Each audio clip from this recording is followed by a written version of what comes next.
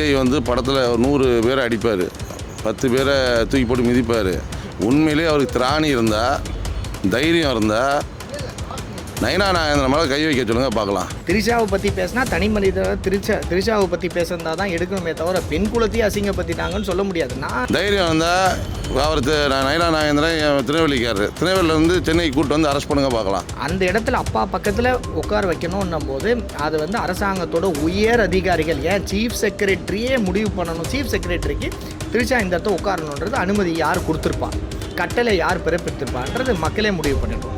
Jagadish பழனிசாமியோட strategy காசை கொடுத்து சிறுபான்மையர் பக்கமாக தாவேக்காய் இருக்குன்ற இப்படின்னா இவர் மரி வில்சன் வந்து ஆங்கிலத்தோட புலமையோடு பேசுகிறாரா? நேற்று ஒரு பேட்டி பாருங்கள், ஒரு மூதாட்டி பக்கத்தில் உட்காந்து சாப்பிட்டுட்டு இருப்பார். ஆகஸ்ட் 15 கோயிலில் சாப்பிட்ருப்பாரு. ஆர்யூன்னு கேட்கறதுக்கு you are feeling, how you are ஃபீலிங்ன்றது கேட்குறாரு. அது மாதிரி வந்து ஆங்கிலத்துலேயும் புலமை கிடையாது. மரிய வில்சன் அவர்கள் வந்து பைபிள் வச்சு பட்ஜெட் தாக்கல் பண்ணும்போது சிலுவை வச்சு பட்ஜெட் தாக்கல் பண்ணுறதோ இல்லை சிலுவை போட்டு பட்ஜெட் தாக்கல் பண்ணுறது, இதெல்லாம் வந்து ஒரு கிறிஸ்டியானிட்டி நோக்கி இவங்க வந்து விஜயானந்த் அவர்கள் வந்து அவரோட ரூமில் வந்து சிவப்பு துணி தொங்க விட்டதா ஊடகங்களும் நேரில் பார்த்து சட்டமன்றத்தில் தலைமைச் செயலகத்தில் நேரில் பார்த்தோம் சொன்னாங்க. இது மாதிரி வந்து ஒரு மூட நம்பிக்கையோட உச்சத்தில் தான் அவங்க போகிறாங்க. இது வந்து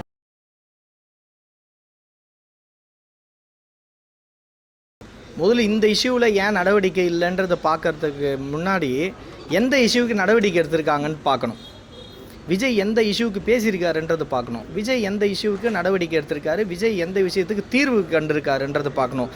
எந்த இஷ்யூவை பற்றி நான் கண்டுக்க மாட்டேன், எந்த பிரச்சனையை பற்றி நான் நடவடிக்கை எடுக்க மாட்டேன், எந்த பிரச்சனைக்கு நான் தீர்வு காண மாட்டேன்ற ஒரே கொள்கையில் தான் இந்த தாவேக அரசும் விஜயும் செயல்பட்டுருக்கார். வாய் திறங்க சிஎம்னு சொல்லும் போது வாய் திறக்கலை எந்த ஒரு பிரச்சனைக்கும்.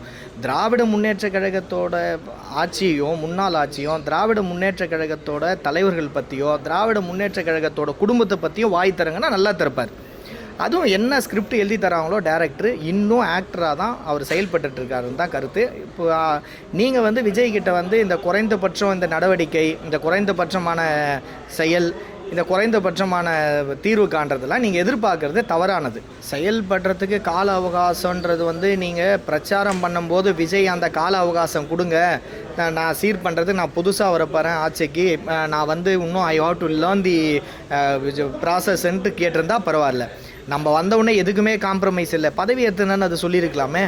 எதுக்குமே காம்ப்ரமைஸ் கிடையாது, என்கிட்ட இருக்குது, நான் போலீஸ் எப்படி பண்ணுருவேன் அன்றது சிங்கப்படை வச்சுருவேன். சிங்கப்படையே 2 வாட்டி வந்து தள்ளி போச்சு இல்லை இனாக்ரேஷன் ஃபங்க்ஷனு. அப்படி இருக்கும்போது அவர் வந்து சொல் ஒன்று செயல் ஒன்றா அவருக்கே ஆட்சிக்கு வருவன்றத நம்பிக்கை கிடையாது. அதை நான் ஆணித்தரமாக சொல்கிறேன். அந்த மாதிரி ஒரு நம்பிக்கை இருந்ததுன்றது இன்றைக்கி விஜய் சொல்கிறாருன்னா, விஜய் ஜெயிக்கிறதுக்கு முன்னாடி எலெக்ஷன் ரிசல்ட்டுக்கு முன்னாடி வெற்றி பெற்ற சட்டமன்ற உறுப்பினர்கள் இங்கே வாங்க, எந்த கூடாரத்துக்கு போயிடாதீங்க, நான் உங்களுக்காக காத்துட்ருக்கிறேன்னு சொன்னாப்புல. அப்பயே வந்து அவரோட நம்பிக்கையின்மை அந்த முன்னாடி நாள் வரைக்கும் கிடையாது. இன்னும் உருக்கமாக சொல்லணும்னா தேர்தல் ஆரம்பித்த முன்னே 2 தொகுதியில் போட்டிட்டார். 2 தொகுதியில் போட்டிட்டாருன்னும் போதே அவர் வந்து ஒரு தொகுதியில் கூட வெற்றி உறுதியாக வந்து நின்று ஒரு தொகுதியில் நம்ம ஜெயிக்க முடியாதுன்றதெல்லாம் இருந்தார். மெகாஸ்டார் சிரஞ்சீவி அவர்களும் 2 தொகுதியில் போட்டிட்டார். அது மோடியும் 2 தொகுதியில் போட்டிட்டார். எல்லாரும் 2 தொகுதியில் போட்டிட்டாங்கன்னும் போது அப்போ என்ன அர்த்தம்? அவங்களுக்கே பயம். ராகுல் காந்தி போட்டிட்டார். ராகுல் காந்தி நான் ஒன்று தீர்க்கதரிசின்னு சொல்லலையே, மோடியை நாங்கள் தீர்க்கதரிசி. எல்லாருக்கும் பயம்தான். 2 தொகுதி போட்டிடுறதே எதுக்காக? சட்டத்தில் இடம் இருக்குது, okay, I am not denying. 2 தொகுதியில் நீங்கள் போட்டிடுறனா காரணம் என்ன? ஒரு தொகுதியில் போட்டிட்டு வெற்றி பெற முடியாது, லேக் ஆஃப் கான்ஃபிடென்ஸ், அவ்வளோதான். அப்போ உங்களுக்கு வந்து மக்கள் எம் பக்கம், நான் மக்கள் பக்கம்ன்றது வீரவசனம் பேசும்போது நீங்கள் ஒரே தொகுதியில் நின்று வெற்றி பெற்றிருக்கலாமே. எந்த ஒரு, அதாவது பொதுவாக சொல்லணும்னா ஜேசிடி பிரபாகர் அவர் வந்து ஒரு சபையை நடத்தும் போது கிறிஸ்துவத்தோட வாக்கியத்தையும், மரிய வில்சன் அவர்கள் வந்து பைபிள் வச்சு பட்ஜெட் தாக்கல் பண்ணும்போது சிலுவை வச்சு பட்ஜெட் தாக்கல் பண்ணுறதோ இல்லை சிலுவை போட்டு பட்ஜெட் தாக்கல் பண்ணுறது, இதெல்லாம் வந்து ஒரு கிறிஸ்டியானிட்டி நோக்கி இவங்க வந்து இன்னும் வந்து சிறுபான்மையருக்காக நாங்கள் இருக்கிறோன்ற மாதிரி தான் வந்து ப்ரொஜெக்ட் பண்ணுறாங்களே தவிர அது வந்து எலெக்ஷன் முன்னாடி ரூட் மாஃபியாவோட ஸ்ட்ராட்டஜியாக இருந்தது. ஜெகதீஷ் பழனிசாமியோட ஸ்ட்ராட்டஜி காசை கொடுத்து சிறுபான்மையர் பக்கமாக தாவேக்காய் இருக்குன்ற மாதிரி ஒரு ப்ரொஜெக்ஷன் பண்ணி கொண்டு போனாங்க. அதை வந்து இவங்கனாலே இப்போ தடுக்க முடியல. எந்திரன் படத்தில் வர ரெட் சிப் மாதிரி ஆயிடுச்சு. இப்போது நீங்கள் ஜேசிடி பிரபாகரனோட செயல்பாடாக இருந்தாலும் சரி, மரிய வில்சனோட செயல்பாடாக இருந்தாலும் சரி, ஒரு முக்கியமான செயலாளர்கள்லேருந்து காவல்துறை அதிகாரிகள்லேருந்து கிறிஸ்டியானிட்டி லாபி தான் கொண்டு போகிறன்ற மாதிரி வெளியிலே பகிரங்கமாக எல்லாருக்கும் தெரிஞ்சிச்சு. அதாவது மதத்தோட சின்னம் கொள்கை தலைவராக இருக்கிறவரோ அவங்கள பேரஞ்ச பெருந்தகை அண்ணா அவர்களோட கொள்கை தலைவர் நாங்கள் எதுக்கு எடுத்தாலும் விஜய் வந்து 1977 பிரகடனப்படுத்துகிறாரு. அந்த 1967 வெற்றி பெற்ற அண்ணா வந்து எந்த ஒரு மத சின்னமும் இல்லாமல் அரசாங்க அலுவலகம் இயங்கணுன்ட்டு முதல் கட்டளையிட்டவர் வந்து பேரஞ்ச பெருந்தகை அண்ணா அவர்கள் தான். இதெல்லாம் கூட அவங்களுக்கு தெரியுமான்றது தெரியாது. கிறிஸ்டியானிட்டி மட்டும் கிடையாது, புசி ஆனந்த் அவர்கள் வந்து அவரோட ரூமில் வந்து சிவப்பு துணி தொங்க விட்டதா ஊடகங்களும் நேரில் பார்த்து சட்டமன்றத்தில் தலைமைச் செயலகத்தில் நேரில் பார்த்தோம் சொல்லாங்க. இது மாதிரி வந்து ஒரு மூட நம்பிக்கையோட உச்சத்தில் தான் அவங்க போகிறாங்க. இது வந்து கடவுள் நம்பிக்கைன்றது சொல்ல முடியாது. கடவுள் நம்பிக்கை அவங்க வீட்டோடு இருக்கும். அரசாங்கத்தோட கட்டிடத்தில் வந்து நீங்கள் பண்ணுறீங்கன்னா, இப்போது புசி ஆனந்த் அவர் வந்து ஒரு சிவப்பு துணி தொங்க வச்சுருக்காங்கன்னா அங்கே ஒரு முஸ்லீமோ கிறிஸ்டியனோ போயிட்டு எதுவும் பண்ண முடியாது. ஈஸியாக வந்து அவருக்கு போய் குங்கும பிரசாதம் தந்து லாபி பண்ணிட்டு வரலான்றது இருக்கும். Maria Wilson I am born கிறிஸ்டியன்னு சொல்கிறாரு. அந்த பாயிண்ட் எங்கே வந்து எப்பயுமே யாருமே இந்த மாதிரி ஒரு ஒப்பீடு கொடுத்ததில்லை. தமிழுக்கு தான் முக்கியத்துவம். இங்கே கிறிஸ்துவர்களாக இருந்தவர்களை தமிழை வளர்த்துரு தப்பு எப்படி சொல்கிறேன்னா, இது நீங்கள் அர்ஜுன் சம்பத்துக்கிட்ட பேட்டி கேட்டிங்கன்னா அர்ஜுன் சம்பத் சொல்லுவார், ஹிந்து தான் தமிழர்கள், ஹிந்து இல்லாதவர்கள் தமிழர் இல்லைன்னுவார். அதை வந்து அதே கொள்கையில் வந்த பாஜகவோட கொள்கையில் வந்த தாவேகா உறுதிப்படுத்துது, எனக்கு தமிழ் தெரியாது, அப்போ நான் வந்து இந்து இல்லைன்றதுன்னு சொல்கிறீங்க. ஐ எம் பார்ன் கிறிஸ்டியன், எனக்கு இங்கிலீஷ் தான் தெரியும்னா எப்படி வந்தது? கிறிஸ்டியனுக்கும் தமிழுக்கும் லாங்குவேஜுக்கும் என்ன சம்மந்தம்? ரிலீஜனுக்கும் லாங்குவேஜுக்கும் என்ன சம்மந்தம்? அந்த மாதிரி கிடையாது. இன்னும் ஒரு கேலி கிண்டலுக்கே சொல்கிறேன், அப்படின்னா இவர் மரிய வில்சன் வந்து ஆங்கிலத்தோட புலமையோடு பேசுகிறாரா? நேற்று ஒரு பேட்டி பாருங்கள், ஒரு மூதாட்டி பக்கத்தில் உட்காந்து சாப்பிட்டுட்டு இருப்பார். ஆகஸ்ட் 15 கோயிலில் சாப்பிட்ருப்பார். ஆர் யூன்னு கேட்கறதுக்கு you are feeling how you are ஃபீலிங்ன்றது கேட்குறாரு. அது மாதிரி வந்து ஆங்கிலத்துலேயும் புலமை கிடையாது, தமிழ்லேயும் புலமை கிடையாது, அரசாங்கத்துலேயும் திறமை கிடையாது, துறையிலையும் திறமை கிடையாது. ஒரு திறமையற்ற ஆட்சி. அதான் முத்தமிழன டாக்டர் கலைஞர் அவரோட வசனம் தான் வந்து நினைவுக்கு வருது. காற்றடிக்கும் போது பேப்பரும் பறக்கும், பறவையும் பறக்கும், காற்றடிக்கிறது நின்னா தான் பேப்பர் எது பறவை எதுன்றது தெரியுன்றது. இன்றைக்கி மாய தோற்றத்தில் இன்றைக்கி இருக்கிற சென்சி தலைமுறையில் அரசியல் தெரியாமல் முதல் தலைமுறையாக வந்து அவங்க அரசியல் பார்க்குறாங்க. இனி தான் வந்து அவங்க கம்பேர் பண்ணவே ஆரம்பிப்பாங்க. முந்தைய ஆட்சி காலத்தில் இதை பண்ணியிருக்காங்களான்றதெல்லாம் கண்டிப்பாக வந்து திங்க் பண்ணுவாங்க. அதாவது மீடியாவுக்கு மீடியா வந்து நான் பெரிதும் மதிக்கக்கூடியவன். ஒரு 4 pillars ஆஃப் டெமோக்ரஸியில் அதுவும் ஒரு பில்லர்ன்றது. சில மீடியாக்கள் வந்து இந்த செஞ்சி தலைமுறையினரோட டிஆர்பிக்காக இந்த மாதிரி கேடுகெட்ட வேலையெல்லாம் பார்க்குறாங்க. ஆனால் நான் தவறாக சொல்லிட்டேன்னு நினைக்கிறேன். கேடுகெட்ட வேலை பார்க்குறாங்கன்றது நான் சொல்லிட்டு உடனே தாவேகாவை சேர்ந்தவர்கள் வந்து பெண் குலத்தையே அசிங்கப்படுத்திட்டாரு பேசுகிற வழக்கறிஞர் ஹேமந்த் அண்ணாதுரைன்றதை கூட பண்ணுவாங்க. திரிஷாவை பற்றி பேசினா தனி மனித திரிஷாவை பற்றி பேசுகிறதா தான் எடுக்கணுமே தவிர பெண் குலத்தையே அசிங்கப்படுத்திட்டாங்கன்னு சொல்ல முடியாது. நான் என்ன சொல்கிறேன்னா, உங்களுக்கு ஃப்ரெண்டாக இருக்கலாம் திரிஷா, உங்கள் சிஸ்டராக இருக்கலாம், எந்த ரிலேஷன்ஷிப்லையாவது இருக்கலாம், நீங்கள் ஃபேமிலியோடு உட்கார வைக்கிறீங்க, அப்புறம் யாரானா பேசுனாங்கன்னா கோச்சிக்கிறீங்க. உங்கள் ஃப்ரெண்ட்ஸ் எல்லோரும் இன்வைட் பண்ண வேண்டியது தானே? விஷால் உங்கள் ஃப்ரெண்டு தானே? விஷால் இன்வைட் பண்ண வேண்டியது தானே? சஞ்சய் உங்கள் ஃப்ரெண்டு தானே? சஞ்சய் இன்வைட் பண்ணுறது தானே? நீங்களா அதுக்கு நரேட்டிவ் செட் பண்ணுறீங்க. Vijay is normalising everything. அது திரிஷாவுக்கு சில பேர் வந்து நெட்டில் வந்து திரிஷா சிஸ்டர்ன்றது எழுதுகிறாங்க, சில பேர் வந்து தவறாக எழுதுகிறாங்க. அந்த தவறாக எழுதுறதோ அந்த இடத்துல அப்பா பக்கத்தில் உட்கார வைக்கணுன்னும் போது அது வந்து அரசாங்கத்தோட உயர் அதிகாரிகள், ஏன் சீஃப் செக்ரட்டரியே முடிவு பண்ணணும். சீஃப் செக்ரட்டரிக்கு திரிஷா இந்த இடத்த உட்காரணுன்றது அனுமதி யார் கொடுத்துருப்பா, கட்டளை யார் பிறப்பித்திருப்பான்றது மக்களே முடிவு பண்ணிட்டோம்.